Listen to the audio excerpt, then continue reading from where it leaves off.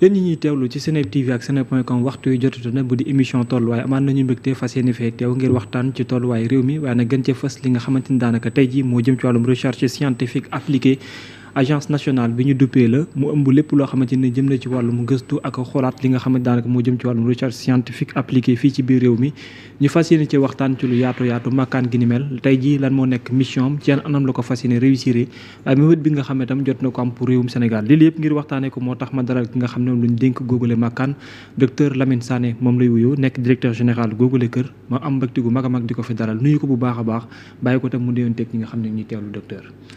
Merci beaucoup. di la sant bu baax. di la gërëm bu baax ci invitation bi. di ñaan yàlla waxtaan wi am solo ci ñi ñuy déglu. am solo ci Sénégal. voilà docteur ci am mbégte gu mag a mag di waxtaan ak yow rawatina lu jëm waaye daataa xam naa ñuy yegg ci yenn détails yi nga xam ne question d'actualité la dinañ taxaw wala tàbbi ci makkaan bi nga xamante ni moom nga jiite tey ji ñu tuddee ko agence nationale de la recherche scientifique appliquée makkaan gi ni mel moom mooy lan ak lan mooy jubluwaayam. alors merci beaucoup Babacar ci question boobu noonu je pense que. question bu am solo la. ci sénégalais yi de façon générale. waaw xam lan mooy agence nationale de la recherche scientifique appliquée. waaw donc agence boobu noonu. ñu ngi ko créé en 2008. waaw donc jubluwaayam mooy.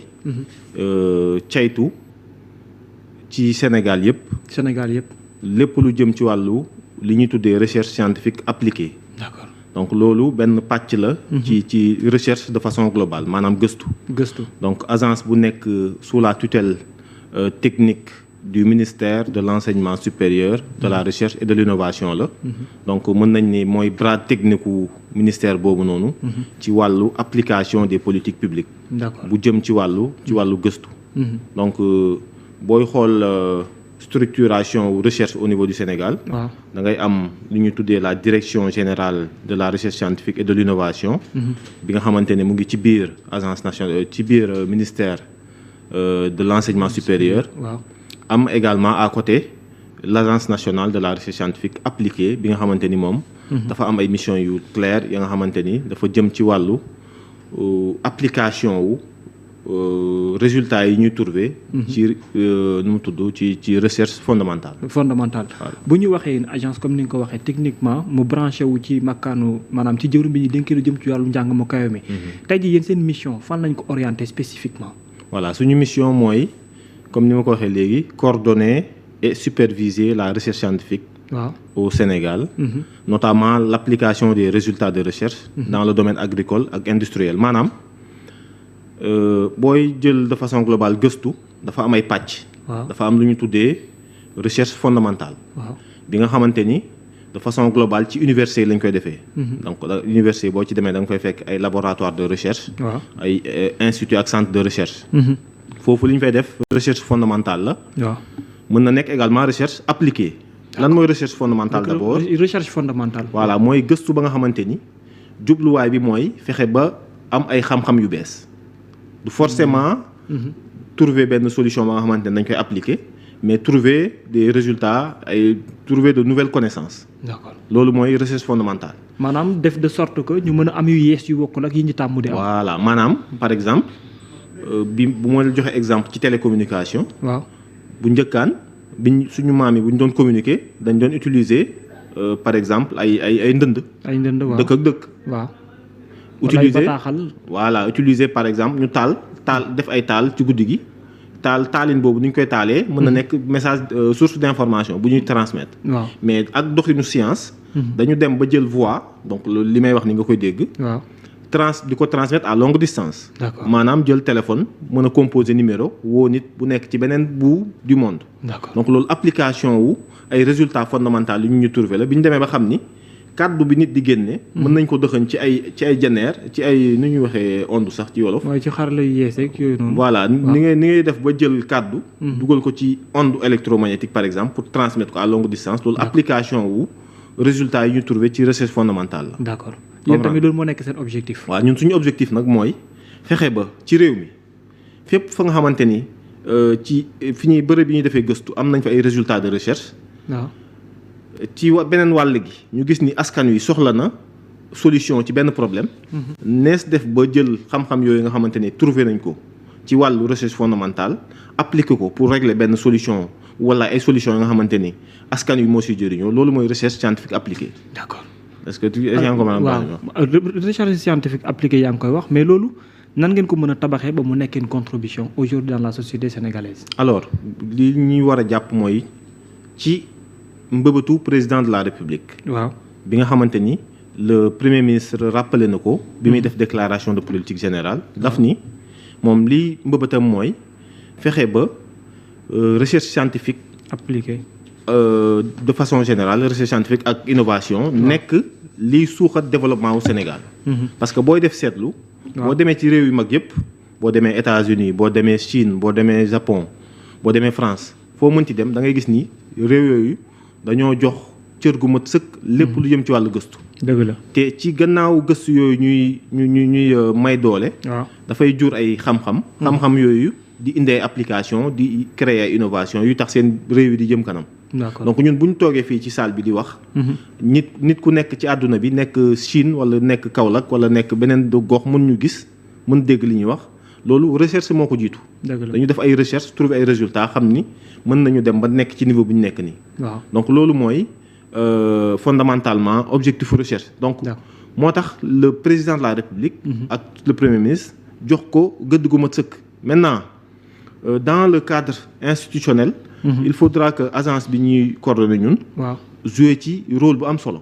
d'accord en participant à la formation à la valorisation à l'innovation lépp la nga xamante ni ay mission la rek fexe ba. askan yu jot ci mu nekk ñun comme ni ñu ko tàmm di waxee interface.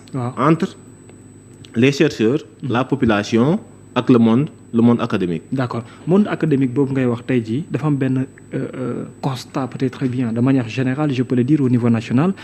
Chaque année c'est comme si le Sénégal au lieu mu avancer dans le domaine scientifique dafa mel ni lu ci deltu ginnaaw ndax yéen constat bu partage ngeen ko.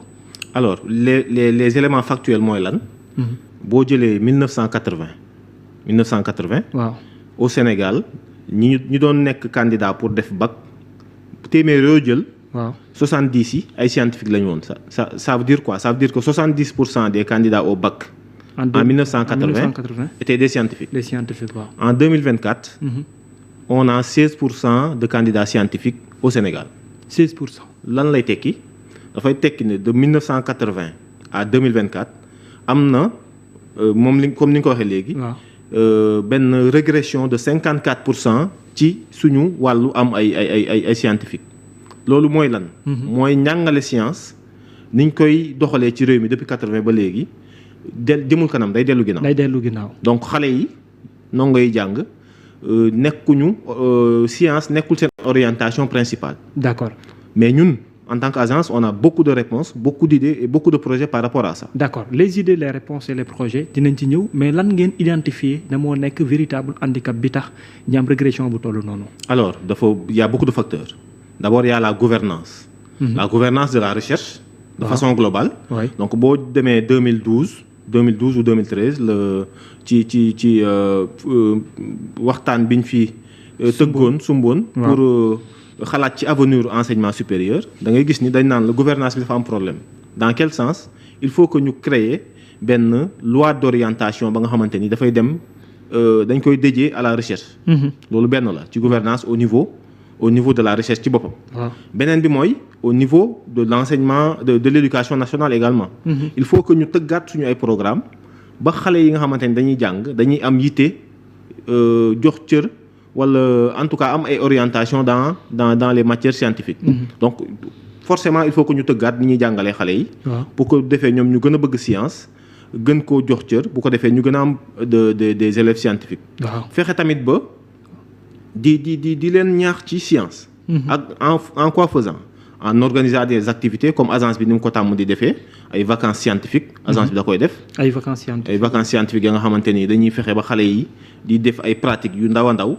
yu nekk ay applications lu ñuy jàng école. boo jëlee un pays comme la Finlande. ñoom daanaka bokk nañ ci pays yi nga xamante ni ils ont le meilleur système éducatif au monde. foofu xale duñ ko fa jox note tant que amul 13 ans maanaam primaire am yëpp daanaka day ñëw rek di dem ñu koy defal ay bricolage ay activités yu muy def mais ils font partie des meilleurs au monde. d'accord c'est un système moo leen may résultat boobu. c'est un système moo leen may loolu. mais yéen tey ginnaaw bi ngeen identifier wala def constat bi mu nga xam ne wax naa ko mooy régression boobu. nan ngeen di mën a def bay mën di cibler wala di identifier des personnes yi nga xam ne benn wala ñaar la ñuy doon ñoo xam ne seen xam-xam màcc na wala xóot nañu lool ci wàllum recherche scientifique pour mën leen dajale mën a am benn mine boo xam ne bu am doole lay doon. alors ce qui se passe c'est quoi bu nekkee da nga bëgg a résorber ce gap là. maanaam déficit boobu noonu. constat boobu ñu gis ni ndaw yi intéressé wuñ ci science. waaw ci lu bëri da ngay passer à travers plusieurs leviers yi ci bokk na ci agence bi li muy doxal li mu am comme mission. ci ay mission bokk na ci la promotion de la culture scientifique. la promotion de la culture scientifique maanaam. mooy lan. waaw mooy fexe ba ndaw yi am yitte ci science. ci kaw loolu moo taxoon sax agence bi créer benn centre communautaire au niveau du lycée de Sandiara man dem naa fa bi ma jëlee fonction. visiter li am na benn laboratoire multifonctionnel am benn salle informatique am benn salle bu mag ba nga xamante ni dañ fa doon def ay projection de film. ak des documentaires scientifiques pour ñaax xale yi. ñu gën a orienté wu ci science. mais man le constat que j'ai fait. mooy ce qu'il faut faire. boo bëggee xale yi am orientation dans le domaine scientifique. waaw da nga war a mën a identifier ba à partir de quel niveau il faut les impliquer. par exemple case des tout petits. boo demee boo jëlee exemple yenn réewu Asie yi. ñoom seen case des tout petits déjà da ngay gis xale bi. ñu commencé koo jox ay outils yi nga xamante ni dafay mën a def ay calcul mathématique yu simple. waaw ak ay outils ay dispositifs yu ñuy créé jox ko xale bi di commencé ci. mu màggaale ak moom di ko màggaale. donc boo ñëwee également parce que le travail le plus important du travail si on veut inverser la tendance c'est de le faire au niveau de l'élémentaire et du collège parce que. xale bi bu ñëwee ba troisième. bu amee BFEM dañ ko orienté soit mu nekk scientifique wala mu nekk littéraire. Donc il faut le faire avant cette phase-là. D'accord. C'est-à-dire nga ni de la case des tout petits parce que ça m'intéresse particulièrement. Primaire également nan ngay def ba xale yi gën a am jubluwaay ci science bu ñu jógee primaire. ci diggante boobu noonu entre sixième ak troisième naka ngay def ba ñu gën a am yitte ci science. Donc loolu nag. dafay ànd ak li ñu tuddee suivi ak évaluation. suivi évaluation. Sénégal li tax généralement nguur gi fi jógee boo jëlee seen réalisation yu bëri da ngay gis ni pour beaucoup de projets réalisation bi day néew tuuti. suivi bi itam nekk un grand problème. parce que y a pas de suivi réel en réalité c'est-à-dire bu nekkee yow da nga ni man fii ak suba bëgg naa yegg Kaolack damay dox te nga amuloo benn processus bu lay permettre nga xam ni ci yoon bi nga war a dox nga ci temps de jéego. nu mu mel. voilà exactement donc loolu mën na tax doo gaaw a yegg fi nga jëm donc moo tax boo xoolee bu baax ñun dans notre démarche de gouvernance da ngay gis ni suivi ak évaluation dañ ko jox lu cër gu am solo. D'accord. donc ci suñu programme de gouvernance dañuy créer benn conseil national ba nga xamante ni moo jël lépp lu jëm ci wàllu recherche scientifique ak innovation. D'accord li nga wax ni yëpp ay enjeux la yu ngand pour gën ko indi une alternative dafa demander beaucoup de moyens. Y a-t-il des handicaps wala aujourd'hui loo xam ne freinage la buy indi jafe-jafe ci ni makkaan gi war a mën doxee pour apporter des solutions vis-à-vis de cette situation. waaw problème moom du ñàkk donc man j'ai fait deux semaines de fonction. D'abord constat bi ça a été quoi? Voilà, ça a été quoi? Constat bi moi j'ai trouvé une équipe qui est compétente.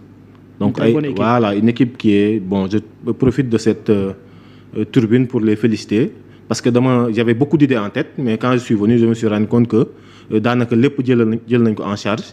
Ce qu'on est en train de faire à l'état actuel mooy réadapter toutes les orientations que l'agence avait avec l'agenda national de transformation.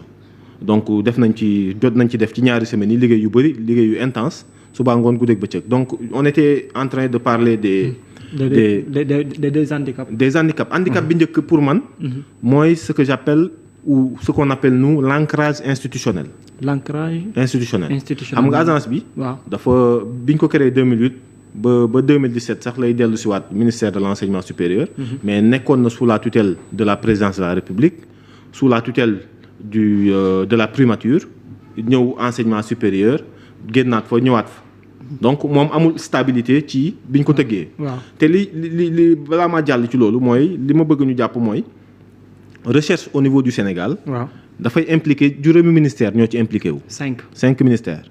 donc agence bi moo mën a nekk tampon entre ces différents ministères pour l'application pas pour la stratégie de façon globale parce que am nañ une direction générale ba nga xamante ni moom moo jël wàll woowu moo koy jël en charge boo demee France da nga fay fekk direction générale de la recherche et de l'innovation fekk fa agence nationale bu gérer recherche boo demee Japon da nga fay fekk direction générale bu gérer recherche fekk fa ay agence yu gérer wàllum recherche États-Unis c'est la même chose donc moo tax ci ñun ci suñu politique suñu programme de politique bi ñu soumettre au Sénégal ñu ni agence bi dañ ko war a renforcer parce que avant ñoo yegg si dañ fi fekk benn document de stratégique national qui est sur la recherche et l'innovation donc c'était un plan entre 2023 et 2032 un plan de 10 ans ci plan boobu noonu le diagnostic de façon globale man je partage certains éléments mais am na éléments yi nekk ci diagnostic bi c'est pas exhaustif parce que ñoom ci seen entendement ci seen dégg-dégg nu ñuy doxalee recherche dañu jàpp ni agence bi sax dañ ko war a supprimer agence bi ci boppam. dañ ko bind te waxuñu ko quoi c'est-à-dire dire que. maanaam ni ñuy waxee mooy agence bi sax nekkinam daanaka bariwul njëriñ. voilà c'est-à-dire non c'est am na njëriñ sax certes mais li ñu bëgg ñoom mooy waxuma la sax agence bi di continuer di exister mais ñu dindi ko. ñu supprimer donc mais ñun loolu bokkul ak suñu xalaat bokkul ak suñu gis-gis suñu politique. donc te bind nañ ko noir sur blanc sur notre projet on tient à renforcer cette agence. permettre ko. mu jouer pleinement son rôle dans l'écosystème de la recherche scientifique au Sénégal. D'accord. Maintenant ci difficulté yi ma ñëwaat ci. Déjà il y a ce que j'appelle l'ancrage institutionnel. parce que wax naa la léegi bi ñu ma nommé man am na ay professeurs yu ma woo ne ma ñoom ils sont dans le domaine xamuñu woon agence bi. xamuñu woon agence bi existe na. te ñi la koy wax c'est des gens qui sont très actifs dans le domaine de la recherche. donc il y a un travail qu'on doit faire dans ce sens-là bon j'ai tous les éléments et je vais y aller tout à l'heure. Impliquer tous les acteurs. Voilà. de la science. ñu dugg ci ñu xam agence bi carrément université yi par exemple l'exemple que je donne souvent mooy quand tu prends le site du ministère de l'enseignement supérieur de la recherche et de l'innovation dafa fekk un lien qui mène vers l'agence alors que c'est le ministère qui coiffe l'agence. Waaw. D'accord donc ngeen am place bu ngeen war a occuper au niveau des universités. Absolument donc bon on peut le comprendre pour certaines raisons qu'on ne va pas évoquer ici donc je pense que mën nañu liggéey pour arrondir les angles pour que structures yi nga xamante ni ñoo bokk écosystème bi fédérer seen ay doole pour que ñu mën a atteindre suñu ay objectifs loolu c'est le premier problème. Waaw. beneen bi mooy le financement. donc wax naa la ñun depuis 2021 on a ponctué sur notre budget 28% du budget lañu retiré ci suñu budget du budget de l'agence de façon globale. 28%. donc pour dire que finalement da nga am agence ba nga agence ba nga xamante ni pratiquement tout le budget sert plus au fonctionnement qu'à la réalisation des tâches. Qu'à des investissements. Voilà. Vous ne faites que payer des salaires en fait. L'investissement, j'ai un budget de 3% d'investissement. 3% du budget, c'est pour l'investissement. Donc loolu xam nga dafay compliqué pour nga appliquer réellement les ambitions que tu as. Donc nous on a des projets qui sont énormes. Maintenant tout cela ne nous empêche pas de travailler effectivement. ñun dañu bëgg a gunge état bi ci l'atteinte de l'objectif du financement de la recherche à hauteur de 1,5%. Donc on a trouvé beaucoup de mécanismes. Au-delà même des fonds qu'on nous donne, on peut capter d'autres fonds au niveau national qui puissent permettre de contribuer à cet objectif-là. Beneen bi mooy une ouverture internationale. Waaw cette ouverture internationale foofu sama laaj bi dugg il y a beaucoup de pays yoo xam ne sont tellement identifiés dans ce sens. recherche scientifique ni ñu ci mel. Est-ce qu'il y a des jalons ou bien des opportunités yoo xam ne fekk ngeen ko sur place wala yu ngeen fas yéene ibbi pour avoir des collaborations avec ces pays afin de trouver des solutions pour gën a progresser secteur recherche scientifique. Absolument donc j'ai trouvé déjà bi may ñëw dama fekk agence bi nekkoon ci benn phase finale d'un projet sous-régional ba nga xamante ni ñi ci bokkoon mooy le Sénégal à travers l'agence, le Togo, le Bénin et le Burkina Faso. ñeenti pays yooyu ñoo ko seq ak AUF. bi nga xamante ni moo doon piloté de façon globale ce projet-là. Donc projet boobu indil nañu plus d'1 million d'euros à peu près 800 millions. yi nga xamante ni agence bi fexe na ba mu dugg ci réew mi projet financé ay projets yu bëri. Maintenant man dans les nouvelles orientations que j'ai données et pas plus tard que avant-hier maa ngi ci doon liggéey ak équipe bi on doit aller vers l'international. J'ai identifié des agences yi nga xamante ni ñun ak ñoom ñoo yem. yéen a bokk lu ngeen ñoo bokk li ñuy liggéey te war nañu mën a am ay collaboration déjà sax j'ai commencé les démarches ci 2 semaines yi j'ai commencé à avoir des retours positifs dans ce sens-là pour tëgg ay collaboration ay partenariat avec ces agences-là pour capter d'autres fonds parce que état bi kese mënul jël en charge la recherche et ça c'est pratiquement le même constat partout Moi, quand j'étais en Espagne, quand tu poses la question aux chercheurs qui sont là, ils vont te dire la même chose. Ils vont te dire que l'État met peu d'argent. Maintenant, ñoom li leen may sens mooy ils ont un tissu industriel qui est fort. maanaam seen industrie dox xaw na jëm kanam. am na doole industrie boobu nag mooy delluwaat xaalis. waaw mooy delluwaat alal ci recherche bi. wala ñi nga xam ne agence peut-être wala makkaan gi ni muy doxee li mu leen jox après dañuy retourner delluwaat ko. Voilà, absolument. Est-ce que tey ji système bi ñu Sénégal système de. bi ñu utiliser pour def recherche scientifique appliquée yow doy na la réellement wala sa agence orientation yi mu jël méngoo na ak système gi fi nekk. Ah non, nous on est dans une dynamique de rupture xam nga dañ fi fekk benn système donc ci suñu approche de gouvernance on a dit que l'objectif doit être autre nan la ñuy def ba ku ci nekk ci wàllam fexe ba contribuer ci développement wu réew mi. waaw maintenant. C'est dans ce sens que je t'ai dit que pas plus tard que semaine bi passée, on a redéfini l'organigramme de l'agence. Parce que man bi ñu may formé en recherche dañ ni ma c'est l'objectif qui détermine la démarche.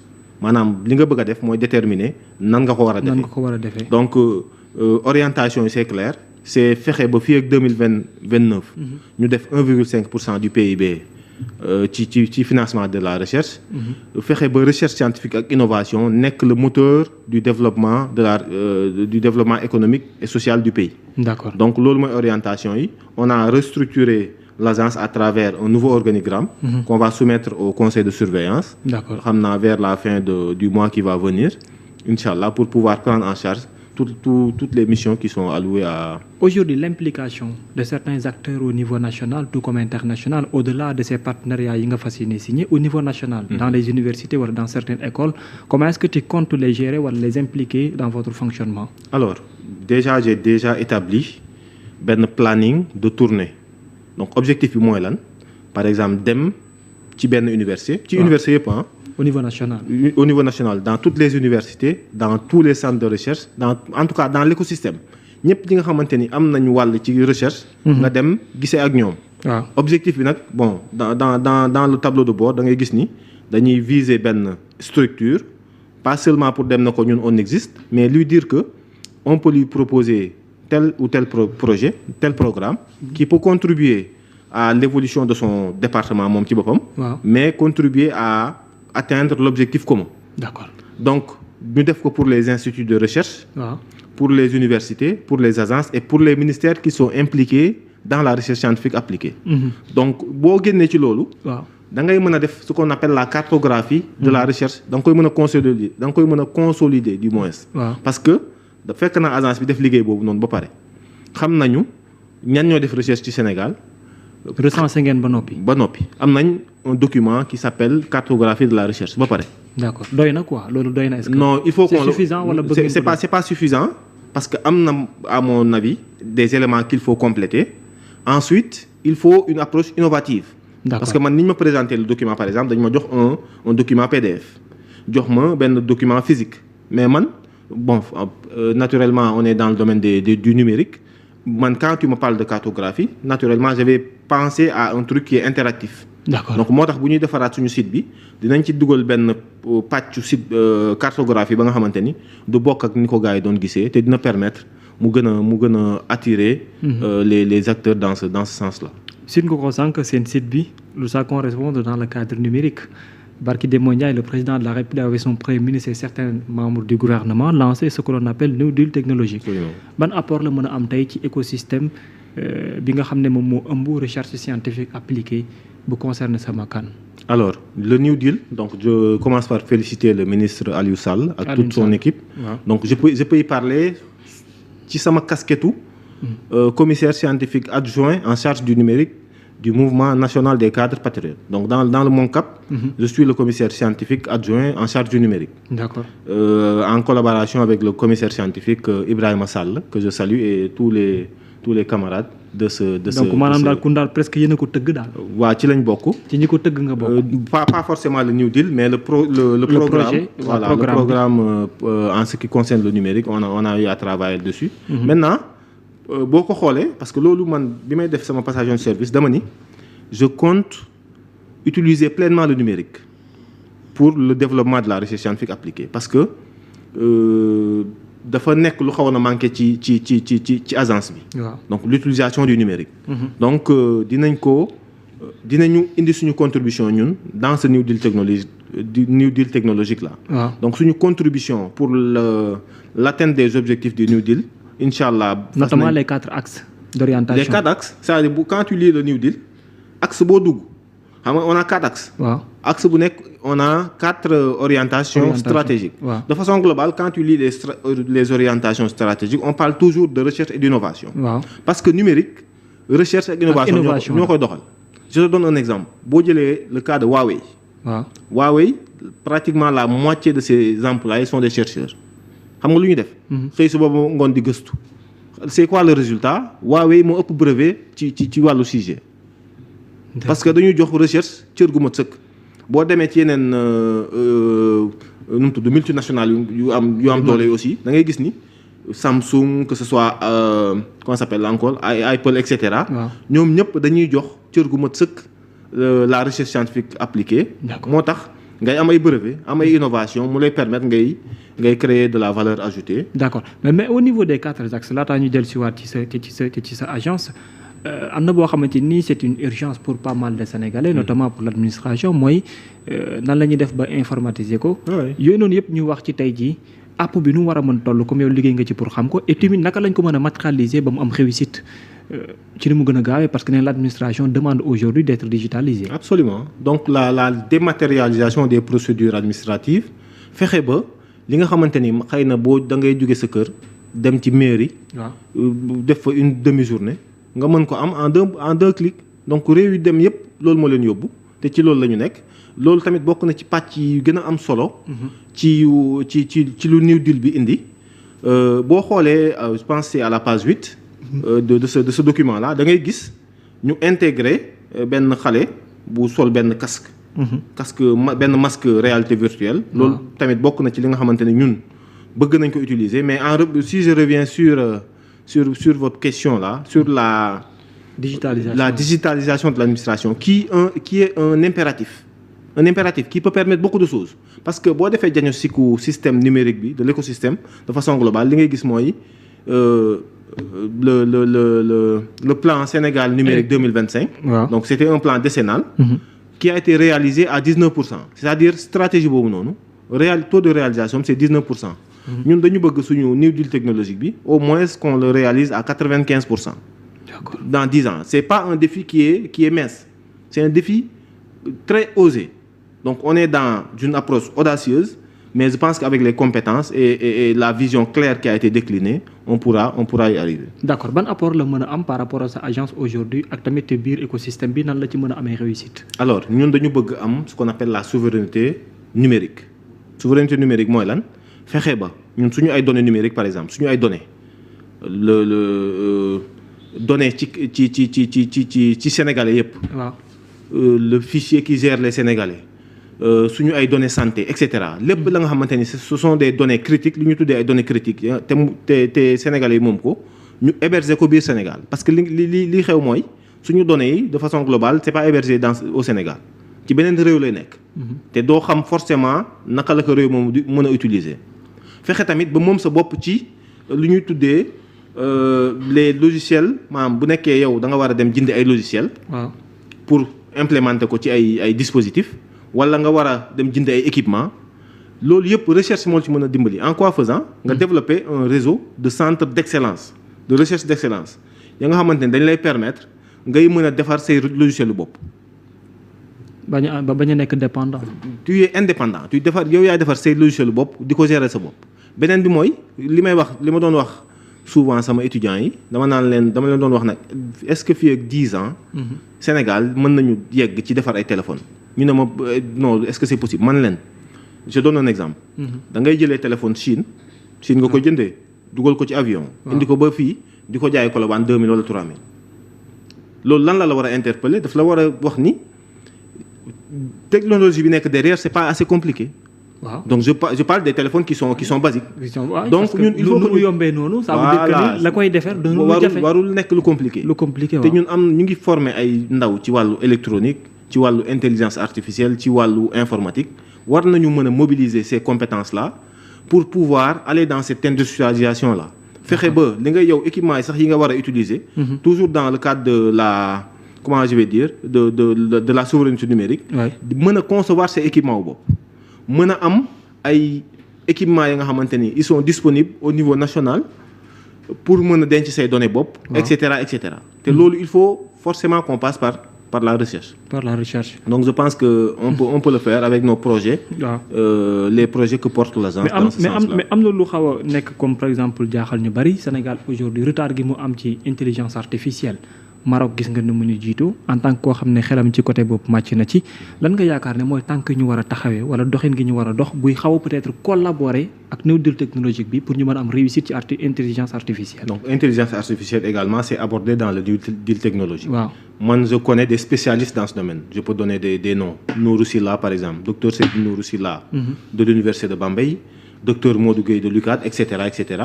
C'est des experts dans ce domaine-là qu'on pourrait mobiliser toujours. Moi, je waxu recherche rek parce que intelligence artificielle pour que ñu développer ko bon il y a des experts à côté. Il y a Moustapha Cissé si je ne me trompe pas. Il y a beaucoup d'experts qui sont dans ce domaine qu'on pourrait mobiliser mais à travers des centres d'excellence de recherche. Te dafa am ay préalable. Am nga intelligence artificielle pour nga mën ci def recherche convenablement il faut nga am des données. Des données. Il faut nga am une masse critique de données. Il faut nga am ce qu'on appelle les prérequis. C'est-à-dire bu nekkee il faut nga am ay équipements yu la mën a permettre ngay def ay simulations ay calculs. Par rapport à disons à un programme d'intelligence artificielle qui a été développé. Mais il faut nga am autonomie sur plusieurs points.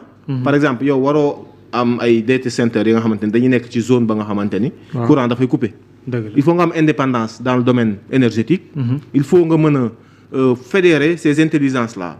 Et à travers cette question même, il y a une association qui s'appelle Association des chercheurs en informatique et ses applications, ASCII, qui est très actif dans ce domaine-là, qu'on pourrait mettre en contribution pour arriver à ces objectifs-là. D'accord. Donc ñu génn ci mais bon dernier laaj pour ci wàllum new deal technologique bi aujourd'hui est-ce que pour yow l'approche ak méthode bi nga xam ne ministère bi équipe bi mu àndal teg nañu ko doy na la wala est-ce que dina mën a indi benn réussite bi en si peu de temps? Donc moi franchement je pense que l'approche a été inclusive à plusieurs niveaux. Bon, c'est vrai que souvent quand on élabore ce genre de process-là, il y a toujours des manquements qu'on va pouvoir identifier par-ci, par-là. Sans doute même, oui. Sans doute. Mais de façon globalement, je dis que l'approche a été inclusive. On a coopté des gens qui sont reconnus dans le domaine, et qui sont très bien respectés dans ce domaine-là. Il y a ce qu'on appelle le GouverNUM, jël en charge la gouvernance du numérique. À côté, il y a le Conseil national du numérique, également, dina jël en charge toutes les réflexions qui vont aller dans ce sens-là. Et je pense que du ñàkk nag ñu koy challenger parfois parce que y a ce qu'on appelle la commission économie numérique du mouvement des cadres qui veut aller dans ce sens-là, challenger un peu le New Deal, voir un peu comment le renforcer. C'est dans ce sens-là, comment renforcer le New Deal, etc., etc. Donc loolu ay points là yuy dugg ci perspective yi et dinañu permettre au fil du temps en faisant le suivi et l'évaluation de pouvoir réaliser ces